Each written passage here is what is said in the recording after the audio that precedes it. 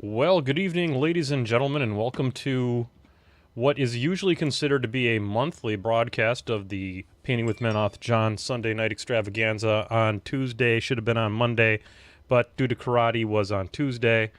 There you go. We are going, and with me, of course, I have the bestest in the business for this show. You know him as the driving force, the ramrod, if you will, of the Beer Machine podcast. We have Mr. Rich Brotman. Hey, folks, how's it going? Car Ramrod. Ramrod. Say Car Ramrod. So we're getting audio in the on the broadcast, which is good. Outstanding. Now the thing we need to check to see if we have music. So I'm just starting a little bit of the old Bob Ross music. All right, let's see if that's coming through.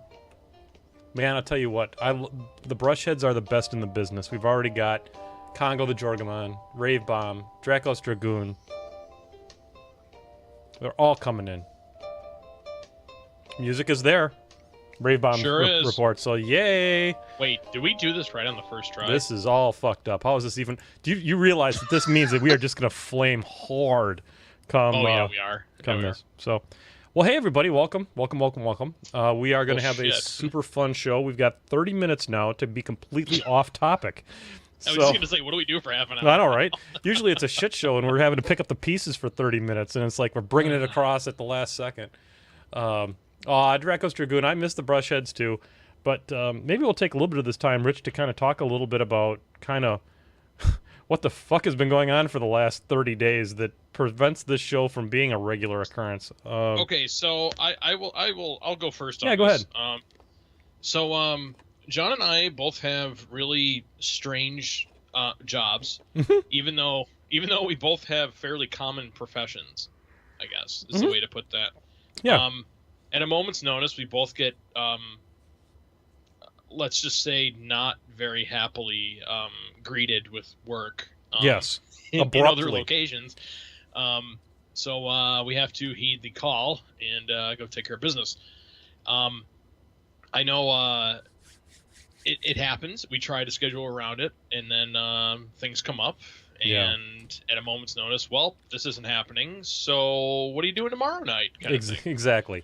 I mean, and here we are. And let's be honest. I mean, the last thing I want to do is to put, if I'm going to bring Painting with Menoth John back for a Sunday, the last thing I want to do. Oh, is that the pickles or is that the bug? It's Bug. All right, I left Bug. the door open because Emily's not home yet. Yeah, I've got we've got theory up on the tower over here, but I doubt we'll have a theory sighting. The fact of the matter is, I'm not going to dance on the time slot of More Than Dice. That would be classless and stupid. And besides, there's a fairly high crossover between the people who want to watch both shows, so that's dumb. Also true. So that puts us to Monday night, which I thought was going to be like the best fucking idea ever, because, hey, it's Monday night. You got done with your first day, long, hard day at work, kick back, toss some beer or some booze down your neck, and paint some shit with Menoth John. And then I've got karate at 7:25 or whatever the fuck time. No, 6:55 with my son. And folks, I love you, but my family comes first, which is part of the reason why I retired the show in the first place. So until his timetable changes with his karate, that ain't going to happen. And then Tuesday is working out for us this time. But it's on Tuesday. My boy has D&D. If that gets done at 5:30, Wednesday, karate strikes again. Thursday, my night at the game store.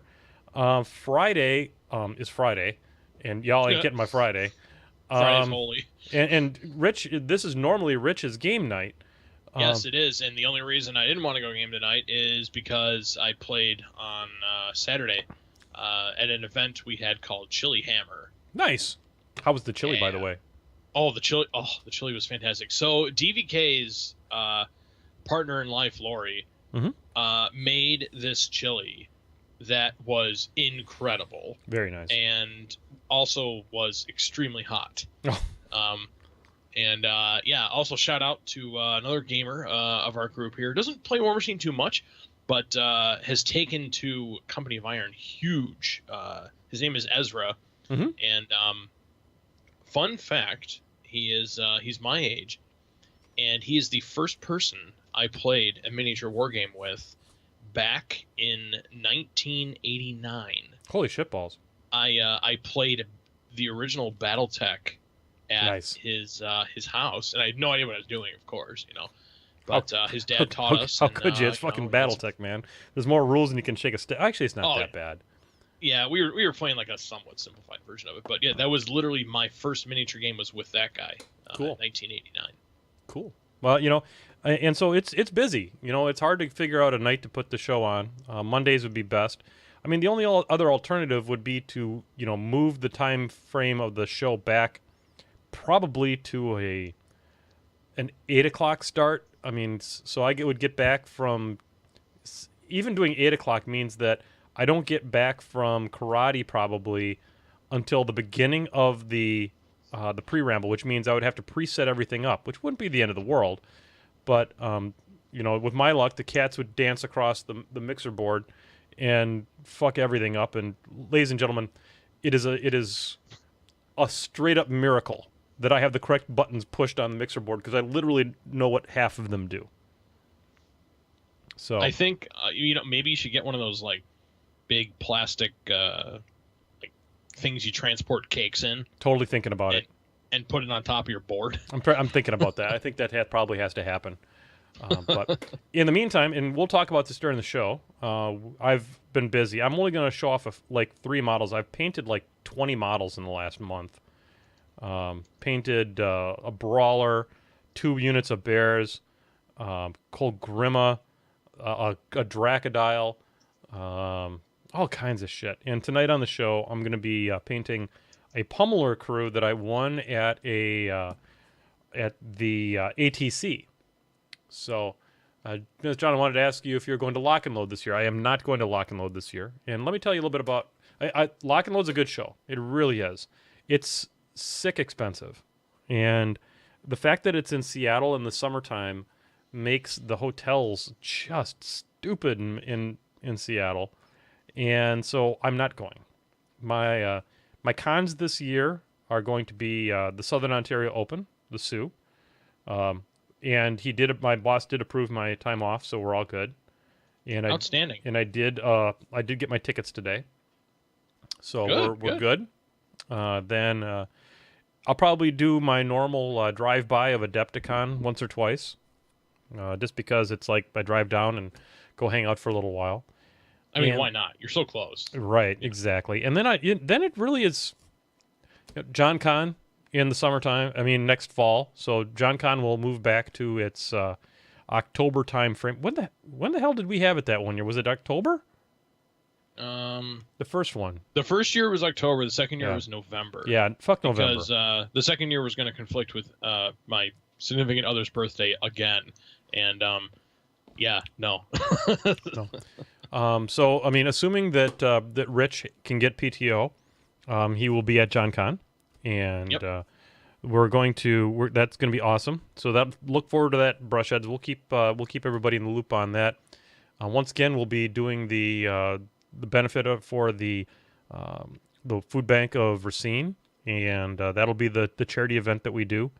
And let's see what else. There's some talk of War Machine Weekend. I'm not sure. It's a little far off, I think. Yeah. To figure that one out. On the plus side, that's a different year's vacation for me. My vacation rolls over October 1st. You lucky SOB. Mine is the calendar year. Yeah. So it's kind of a food thing. A lot of food companies have their fiscal years based around October 1st because of crop years and things like that. It's weird. But, really? Yeah. I didn't know that. Yeah, so like General Mills, literally every company I've worked for has had an October to October fiscal year, which is odd for most folks. So, but yeah, so that's what we're looking at. Lock and Load, great show. Lots of War Machines, no doubt about it. Chance to rub elbows with some awesome folks.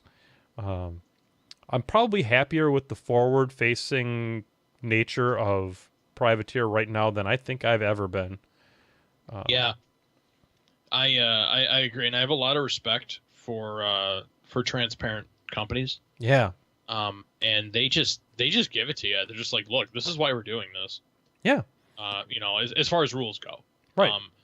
and like this was too powerful, and we're changing it, or this hardly saw play, so we're going to make it better. Right. And that's good stuff.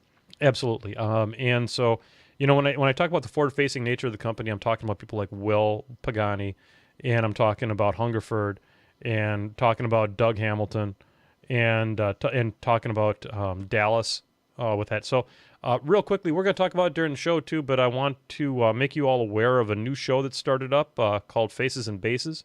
It's Pagani and Dallas from Privateer. And it's not a Privateer podcast. It is just those guys being goofballs. And two of my favorite people in the whole wide world. Highly recommend it. Dallas is 1,000 times better painter than I'll ever be.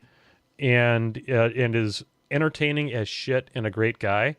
And then, of course, we all know and love Pagani. So that's a show that's going to be on Wednesday nights. And the Painting with Menoth John Twitch stream will be auto-hosting. So they will, anytime they're on, the Painting with Menoth John stream will magically, using the powers of the internet, will bits, and there'll be tubes and things like that. There'll be gates opening up, and we'll be channeling them directly through the fire hose that is uniquely the Podfather Broadcasting Network. Let's see, what else? Let's see, we talked about Sue. Yeah, because we only got 20 more fucking minutes to kill. I know, right? Usually we're unfucking something right Why don't we talk about the ATC? Because we don't really have a slot in the show for the ATC. Well, that's true.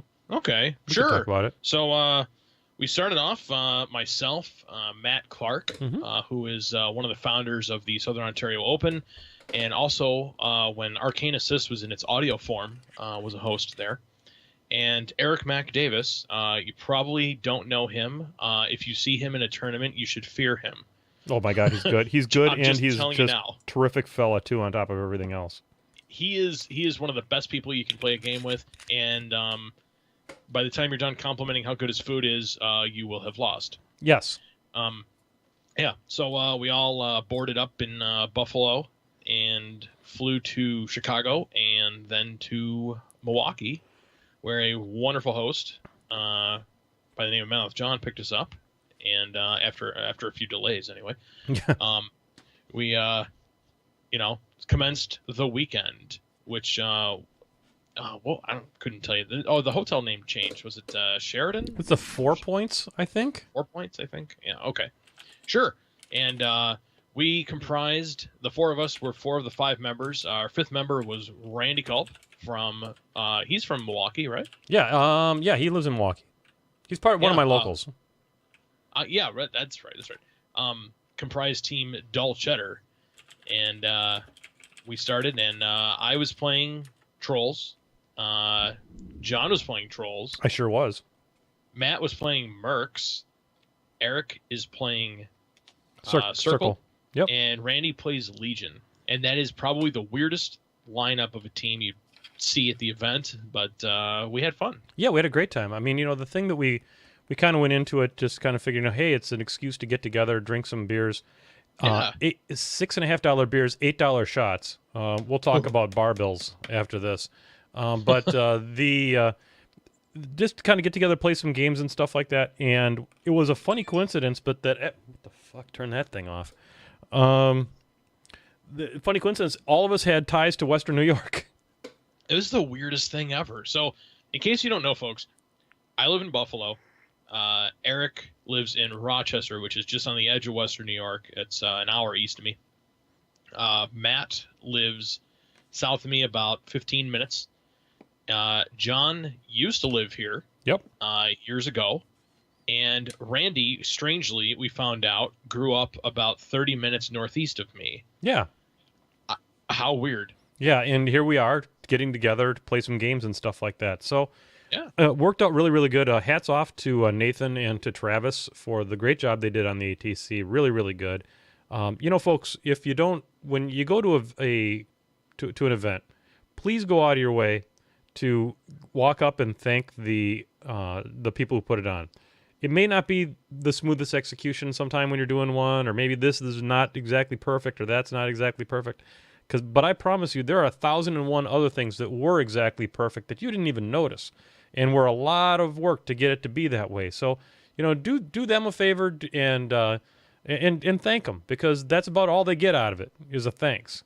So get out there and definitely give them, a hearty run from the Penny with Menoth John Brushhead community. So very sound advice there. And just to show you how much they had their stuff in order, the weekend ran on time. Yeah, it was crazy. Just crazy. Yeah. So I played in my lists. I played a Colgrima list and a Berka list, and I went into the weekend, and Rich can verify this, saying I am not touching the Colgrima list all weekend.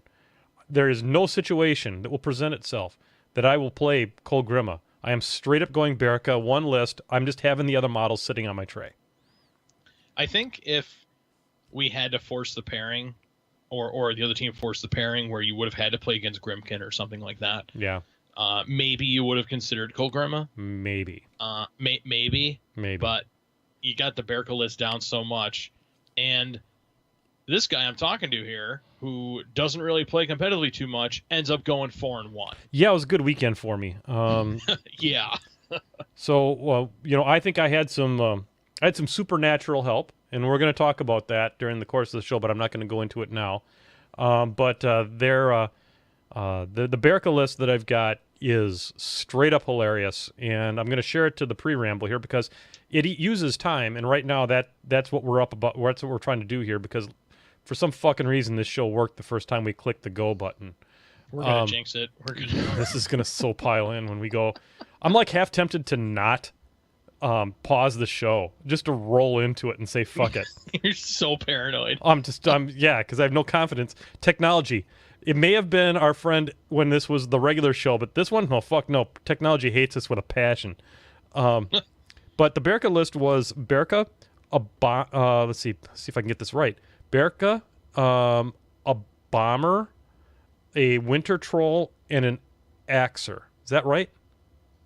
No, yes. no bomber. It was rock. You didn't have a bomber. It was rock. It was rock. Yeah. Rock, axer, winter troll. Spoiler alert: winter troll is the wrong one. Should have been a bouncer, but we'll get to that. Then I had and folks, if you're playing trolls and you're not playing what I'm about to say, you're kind of doing it wrong. The full champion package with Skaldi and a sorcerer, backed up by a minimum cold stone with the cold stone UA, and it turns them into POW 14 weapon masters. And if you need to, you can get them up to speed 6, which is a huge difference. And it had Brun and Lug in it. So this is the Bad News Bears list. It's got all the damn bears. It's got Brun and Lug in it, and it has 2 units of Battle Bears. And I believe that's the list. I might be missing something, but it's pretty much the list.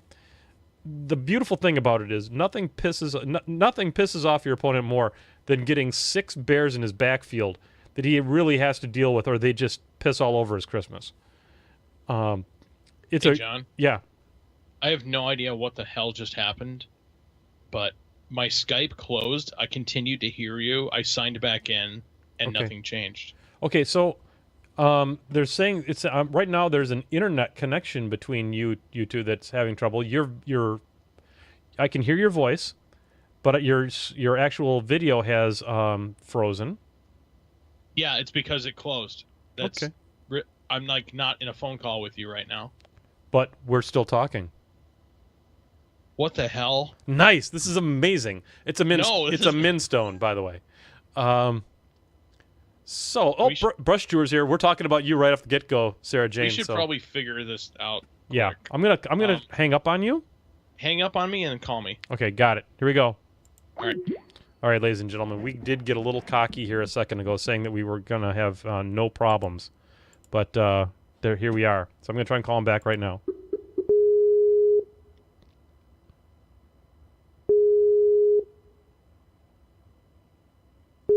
Ruh-roh.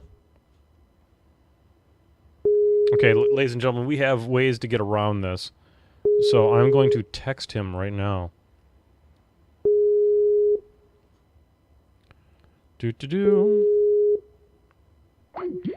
All right, so he didn't respond to that, so I'm going to tried to call. No bueno. All right, so we're texting that at Rich right now. Let's see what we got. It says he's busy. So it says you're busy. So basically, anyhow, so I ended up going 4-1. The reason that the Winter Troll should have been a bouncer is because Berka gets to cast an Animus for free every turn, and the bouncer's Animus is Earth's Blessing, which means he can't get knocked down. And literally about the only way you kill Berka is by knocking him down. He's a 14-18. Underneath the stone goes to a 20. You injure him, he goes to 22. If he can't be knocked down, he's just high enough defense that he's just enough pain in the butt that you'll miss him a couple times, and it really does spell the difference for it. The Winter Troll's nice in that it gives you the ability to have another spray on the table, but there's okay. Rich says he's restarting his computer now, so we're gonna wait till Rich gets back. So it's a great list. I really recommend it. Most times, if you go first, it's a second turn feat. If your opponent goes first, you want a feat at the bottom of turn 1. And then what you'll also want to do is if you're facing an opponent who is got a particularly fast list, let's say like a Gatsby 3 Dark Industries list, you're going to want to have the bears advance deploy rather than to go in the backfield. And the reason you want that is because Dark Industries under mobility goes so far so quickly that if you don't AD the bears, because you can't bring them in on turn 1, the game's like mostly over. They've already overrun you by the time you can get the bears in, and it's just too damn late. With them in advanced deploy, when you're advanced deployment, they can run up and get in the way and all that kind of good shit. Yes, it's 20 points of get in the way, but against Dark Industries, if you feat on that turn that they're going to come into your bears, the bears have a better than average chance to survive, and that gives you enough time to bring up the champs, which are just going to piss on Crix's Cheerios hard. Okay, so we're waiting for him to get back.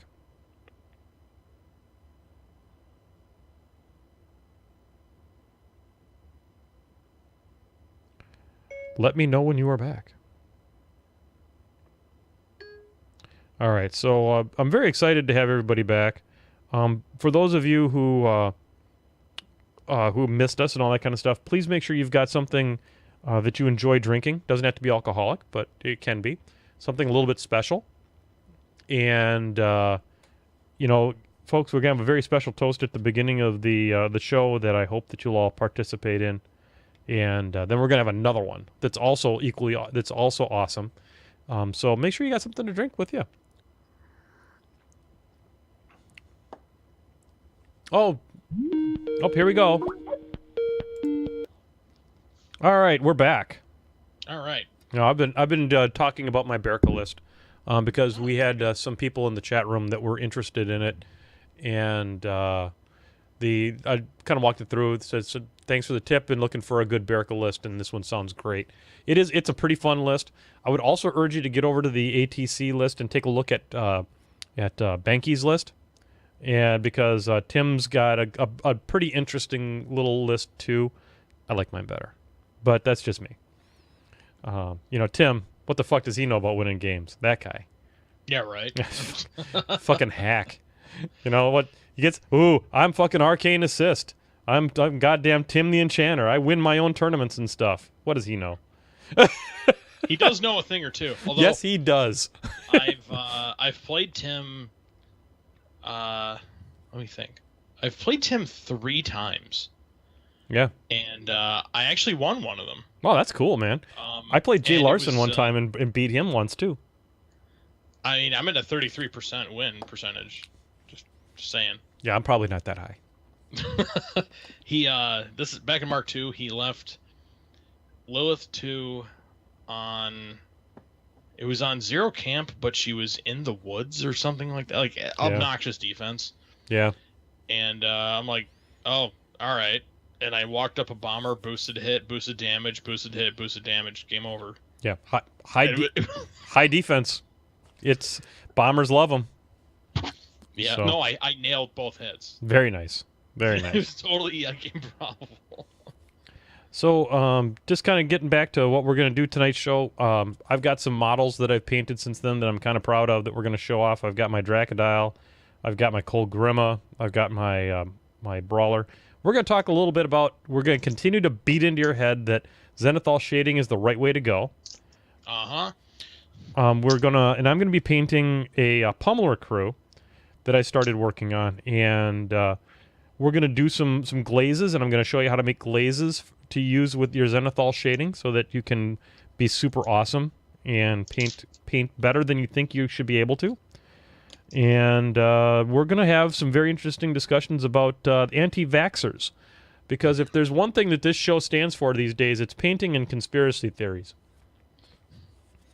And that's why we're going to, we're here to... also, we've got a very special beer machine-related announcement coming up on the show as well. Yeah. Very exciting. Very, very exciting. And we're going to announce it first in the universe, publicly, on my show. I'm very honored to have that distinction. Take that, faces and bases. Although, to be honest, I'd like to hear if they ever did an IK RPG recorded. Oh my God, that'd be amazing. That'd be amazing. Yeah. I'm afraid it would turn into a frickin' God. What do they call those things? Lemons? It would turn into a lemon episode pretty goddamn fast. Oh yeah. So we are I should probably mute this bad boy here. There we go. We are T-minus 4 minutes until the beginning of the Tuesday night extravaganza. I got my drink here already. Nice. I'm gonna pour my drink, but I'm not gonna sip on it until it's time to actually do the thing.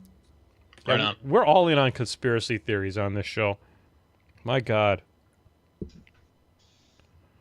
That reminds me, I got to pull up one more point of reference here. My new monitor is badass, by the way. Oh, you already got it? Yeah, I got it. Showed up today. Got it all hooked up. Updated the drivers. Made it work.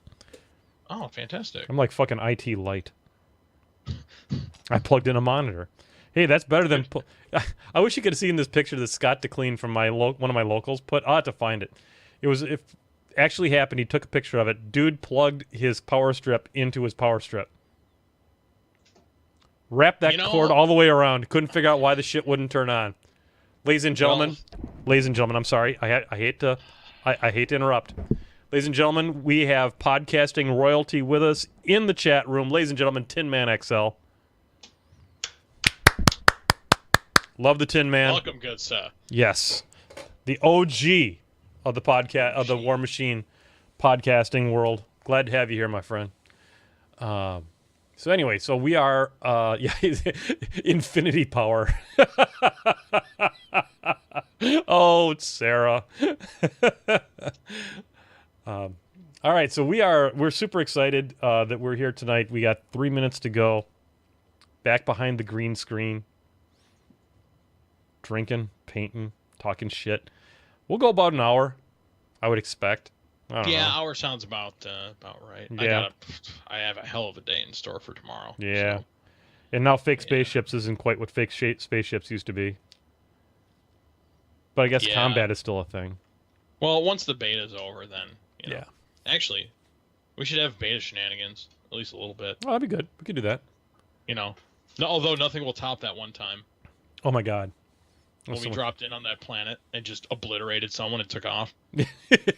My favorite was the time that we were by the planet and we drove the SRV up on top of the ship and then dropped it in midair and it didn't fall. It was the best ever. That was probably the most fun evening of Elite Dangerous. That was pretty great.